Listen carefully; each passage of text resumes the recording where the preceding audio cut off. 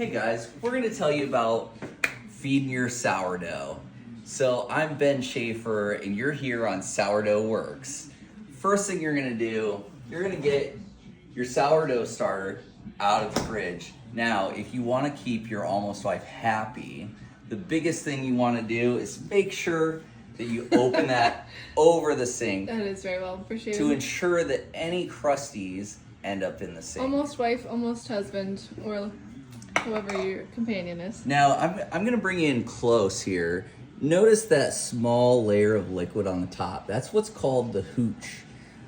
Hooch isn't a bad thing. It's just... Hooch can mean different things depending on your profession. Exactly.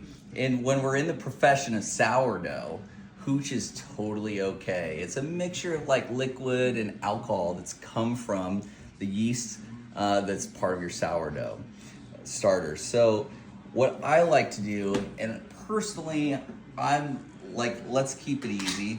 First of all, you can see I like to keep it easy because I keep a spoon directly in the flour. I just use an all-purpose organic flour. We're gonna take 3 heaping spoonfuls. That's a very calculated term here. So 1, 2, and 3. Now, most places are going to tell you equal parts or equal weights flour to water, but I don't weigh it. We're just going to eyeball it. I prefer to use Grace's kettle because it's room temperature water. I usually try to go with room temperature water, but then we're going to add a little bit of water. I'm going to say that's about right. And then we're gonna use a spoon here to start mixing. So the consistency we're looking for as we go for this is like a kind of a pancake batter consistency. So if you notice, it's a little dry here, so we're gonna add a touch more of that water. I always like to use filtered water. We use filtered water from our refrigerator.